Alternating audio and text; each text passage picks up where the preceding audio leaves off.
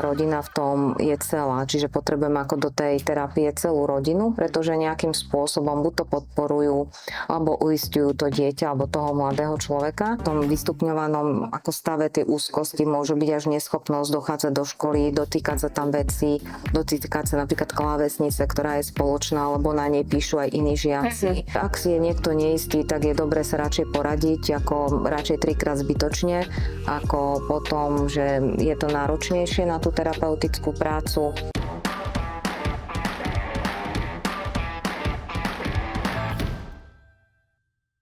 Na dnešný večer som si pripravila ďalšiu novú tému a je to obsesívno-kompulzívna porucha, pani doktorka. Vítajte v našom štúdiu. Pekný večer alebo aj pekný deň, ďakujem.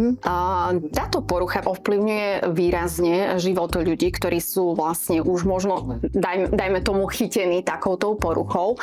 Poďme sa porozprávať o tom, pani doktorka, ako ovplyvňuje život táto porucha a takisto, či vôbec vieme s tým nejako fungovať, žiť, alebo vieme možno aj predísť takejto poruche. Tak poďme pekne postupne.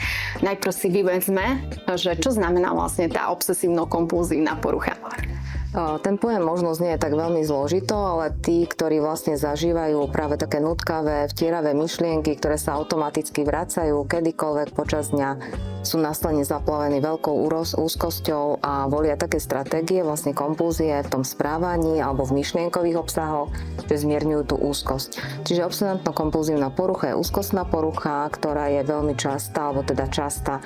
Vyskytuje sa tak u detí, ako aj dospelých a je bohužiaľ, ako dá sa naučiť s ňou žiť, má takú celoživotnú ako keby prevalenciu, alebo ten výskyt je ako keby vieme ho zmierniť, ale môžu byť opäť obdobia spojené so stresom, s nejakými nárokmi toho obdobia, kde sa opäť tá úzkosť zaplaví to bytie a prídu opäť nutkavé myšlienky, možno úplne iného charakteru. Čiže nie je to vyslovene o tom, že keď možno bežný človek počuje o tom OCDčku, že vlastne ide o človeka, ale respektíve si predstavuje nejakého človeka, ktorý má rád poriadok, aké sú tam možno také tie odchýlky, či to hraničí možno aj s nejakým perfekcionizmom. Skúsme možno detailnejšie. Možno pekne, tak keď sa pozrieme aj na ten stôl, tak keby som bola taká ako osobnosť, ktorá má rada naozaj len poriadok, tak možno napravím tú knižku.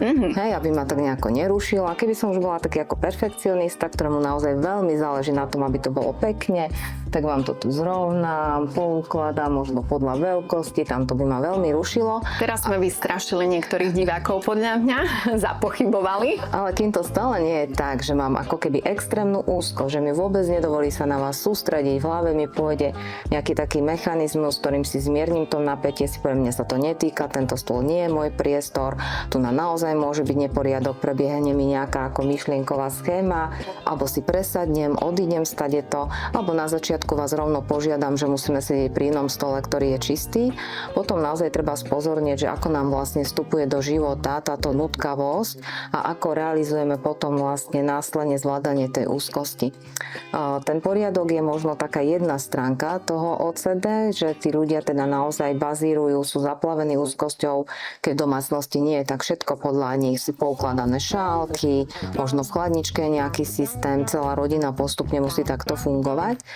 Je to veľmi nepríjemné, hlavne pre tých ostatných a pre toho samotného je to skôr taká ako organizácia, lebo to má nejaký význam, lebo sa potraviny pokazia, lebo potrebujeme, aby všetko sa pravidelne premiestňovalo. Čiže za tými myšlienkami sú nejaké stratégie, ktoré sú často ako iracionálne. Čiže dovtedy môže byť človek pokojný, pokiaľ nemá z týchto záležitostí, keď proste potrebuje nejaký poriadok, pokiaľ nemá z tých záležitostí nejakú tú úzkosť, áno?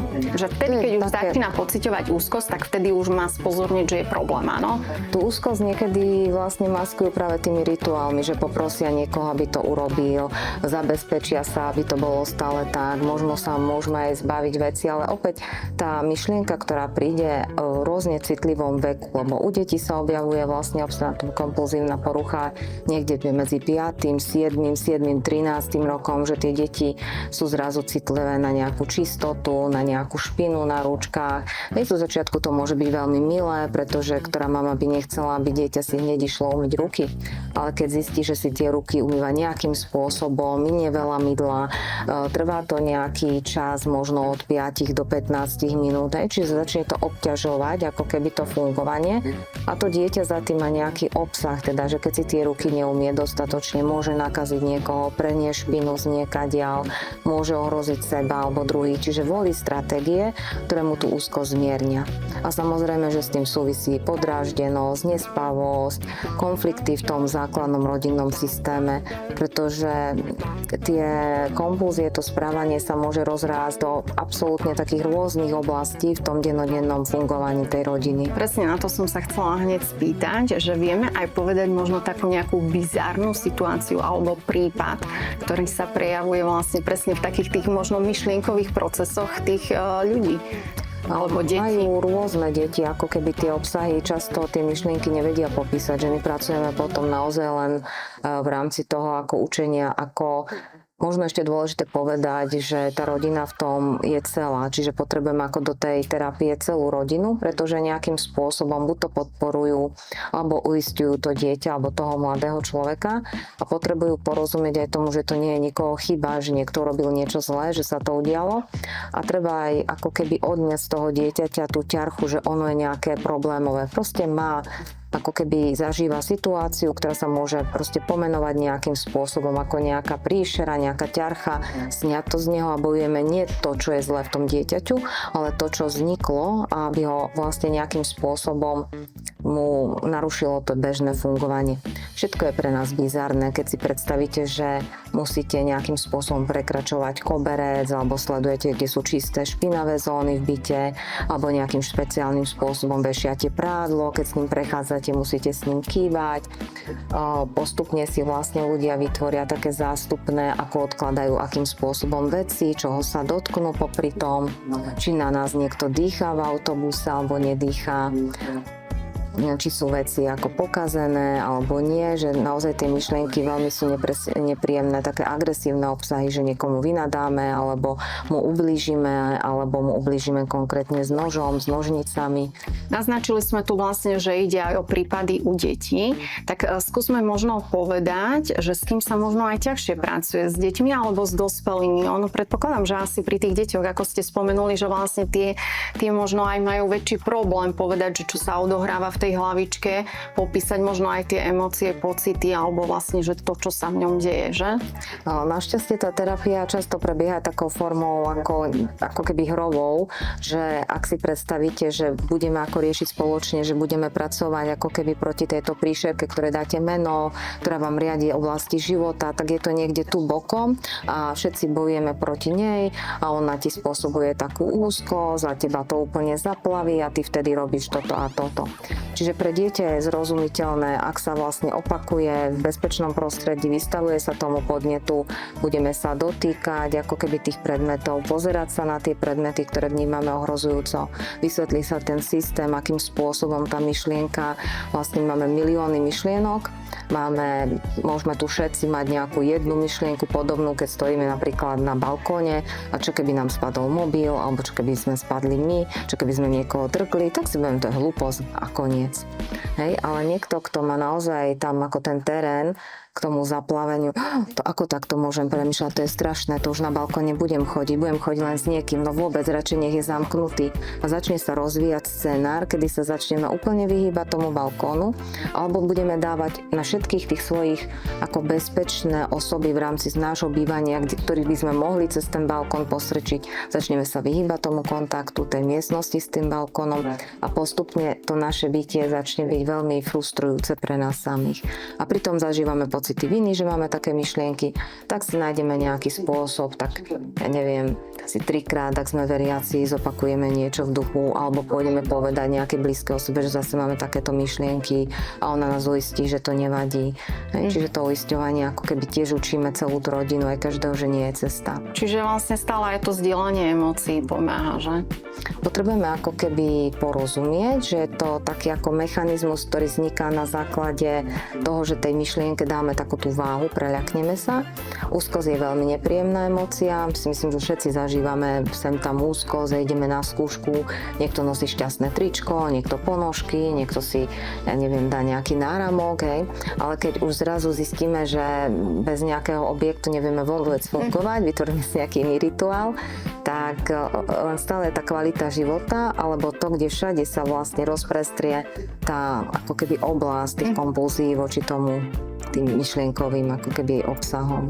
My sme sa už v backstage rozprávali aj presne na tú tému, či som zamkol dvere a keď sa vrátim možno raz alebo dvakrát, či je to už problém alebo nie, tak poďme si možno vysvetliť, že kedy to je už problém s tým zamykaním dverí a takisto možno o nejakých pochybnostiach. Opäť máme také výchovné usmernenia, treba dávať pozor, zamknite, niekto nás vykradne, všetci musíme ako keby strážiť, že nech ako plyn neostane, lebo suseda vyhorela a boli sme pri tom. Hej, čiže vznikajú nejaké histórie, nejaké ako odporúčania v rámci rodinných systémov, ktoré môžu však znieť aj tak, no nie, že zabudneš a začneme nejako hroziť, to potom bude strašné, to my prídeme o bývanie, to my môžeme skončiť na ulici, keď ako prídeš o kľúče. Čiže môžu sa napojiť aj také ako keby dobré posolstvá, ktoré dieťa môže veľmi úzkostne prežívať a vytvorí si opäť vlastnú nejakú stratégiu, ktorú nevhodne používa a zaplavuje ho tá úzkosť. Že je možno, že vlastne aj celý ten systém nás tak tlačí do týchto Máme radi všeobecne ako keby rituály, ak to tak sem tam nepokúka, nezapluje, alebo nechytí sa niečoho, hej, aby sa ako uistil, že to tak je. Len opäť je tu rozdiel, že tie myšlienky naozaj si ako predstavme veľmi nepríjemné obsahy, ktoré vás môžu desiť, ja neviem, ako sú u chlapcov obsahy naozaj agresívneho obsahu, alebo vidia slova naopak, aby si ten obsah zmazali, čiže naozaj si vytvoria nejaké stratégie, ktorým bránia potom v tom dennom fungovaní. V tom vystupňovanom ako stave tej úzkosti môže byť až neschopnosť dochádzať do školy, dotýkať sa tam veci, dotýkať sa napríklad klávesnice, ktorá je spoločná, alebo na nej píšu aj iní žiaci. Takže tam naozaj sa môžu vybudovať taký systém, až ktorý bráni bežnému fungovaniu. No a v čom vidíte vy dôvod vzniku takejto poruchy?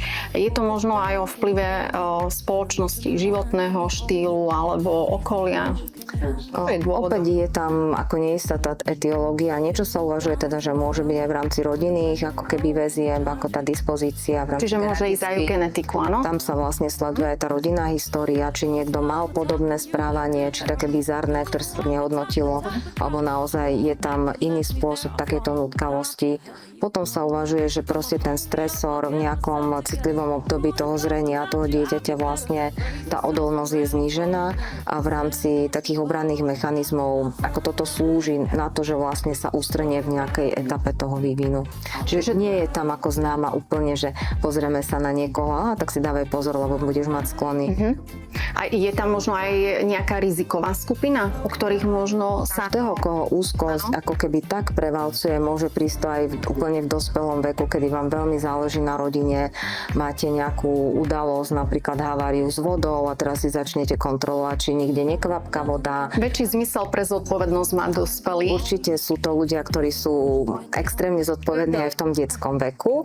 A disciplinovaní. Charakteristika presne tých bytostí, že tak inklinujú k takej, ako si vytvoria takú poriadku milovnú, všetko má takú svoju ako keby štruktúru, ale potom je to, keď ste si zrazu neistí a čo keď ešte 5. vodovodný kohútik, ktorý som skontroloval v pivnici, čo keď som si nepozrel správne, začnete tam niekoho nosiť so sebou, dieťa alebo manželku, oni to majú okomentovať, ale potom aj tak ešte v tej posteli stále rozmýšľate, čo keď to vyrazí tú vodu a my sa ráno zobudíme, čiže sa nevyspíte. Ste stále tie najhoršie scenáre. Tam sa potom pracuje s tou katastrofickou ako predstavou, čo sa môže najhoršie stať. Taká je vlastne hierarchia tých obáv alebo tých úzkostných ako predstav, ktoré sú najhoršie a začíname niekde pracovať, ktoré sú neúplne najľahšie, ale už sú v tej hierarchii trošku vyššie, aby sme vlastne tou cestou je vystavovať sa tým úzkostným podnetom, vystavovať sa vlastne tomu, aby sme tie rituály nerobili. Čiže ak sa klient potrebuje dotýkať kľúčky, chytí sa kľúčky a ďalej vlastne po tej expozícii ostáva v interakcii a o tom sú povedomení aj rodičia. Môže to mať rôzne prejavy, lebo tá úzkosť s vami robí všetko možné, aby ste to spravili. K tomu sa ešte dostaneme neskôr aj detailnejšie k opisu, ale ešte skúste mi, pani doktorka, povedať, že skúsme možno opísať, či sa dá nejak predísť vzniku tejto poruchy. Vieme robiť niečo, nejaké preventívne aktivity, aby sme vôbec do takého štádia sa nedostali? Respektíve, aby to dieťa... Tá zložka tej nutkavosti môže byť aj pri iných, ako keby pri iných poruchách, hej, že môže byť súčasťou ako nejakého detského zrenia, že dieťa niečo opakuje neustále, ho to uspokojuje. Pri rôznych vývinových oneskareniach môžu byť také ritualizácie, ktoré sú zase užitočné, lebo dieťa sa nejako ukľudňuje. Čiže ak si je niekto neistý, tak je dobre sa radšej poradiť, ako radšej 3-krát zbytočne, ako potom, že je to náročnejšie na tú terapeutickú prácu.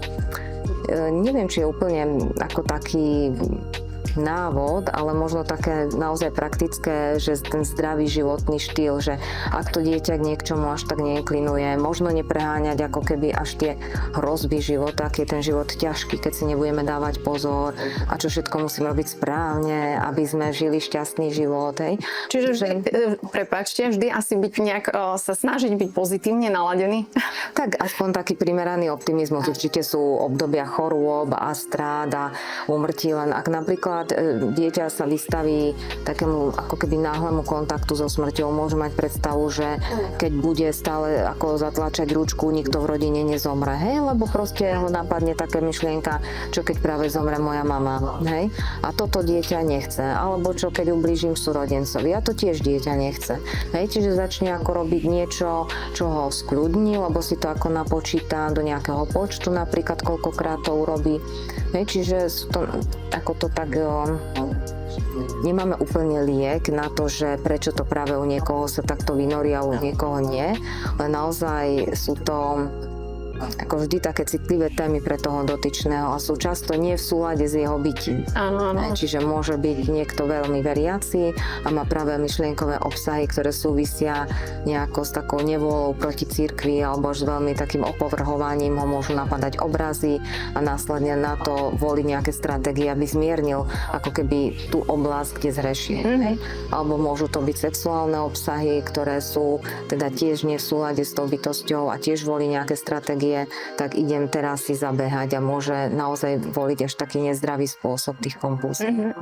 No a teraz môžeme dostať teda k tým ďalším veciam, ako pracovať s takými ľuďmi. Vy ste aj niečo priniesli, tak skúsme si možno popísať, ste niečo aj naznačili. Klienti sú často vyzvaní k takej samostatnej práci po tom prvom, druhom stretnutí, keď vlastne prebehne tá edukácia, čo to je, že je to teda ako keby ich nutkavá myšlienka, presvedčenie o niečom, ako na to reagujú a kde sa im to v živote vyskytuje. Čiže potom dochádza k takej hierarchizácii, napríklad ak sa to vyskytuje v priestoroch bytu, nakresliť ten byt, označiť zóny, ktoré pokladáme za čisté, za špinavé, kde dochádza k nejakým zmenám, ktoré osoby do toho vstupujú. A tam je to fajn vidieť, ako ten klient to sám popíše a potom následne taká riadená systemická práca, kedy teda sa dohodneme, čomu sa budeme vystavovať, ako sa to bude meniť, hej, kto do toho bude vstupovať, aby aj rodičia tomu rozumeli, že môže byť v istom nepokoji, ale tá úzkosť klesne, hej, pomocou napríklad dýchlových cvičení, ktoré sa súbežne učia, alebo relaxačných aktivít.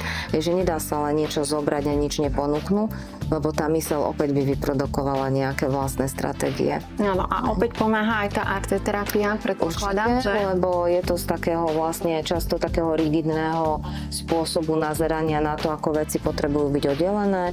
Často títo klienti majú veľkú obavu sa dotýkať tých emócií a tie farby sú tak pre nich postupne dostupné, čiže sa volia také stratégie ako z takého nejakého chaosu, cez nejaké okienko alebo priezor, niečo také ako dotvory, naozaj krátke úlohy, aby ich to neodradilo od dlhej práce, hej?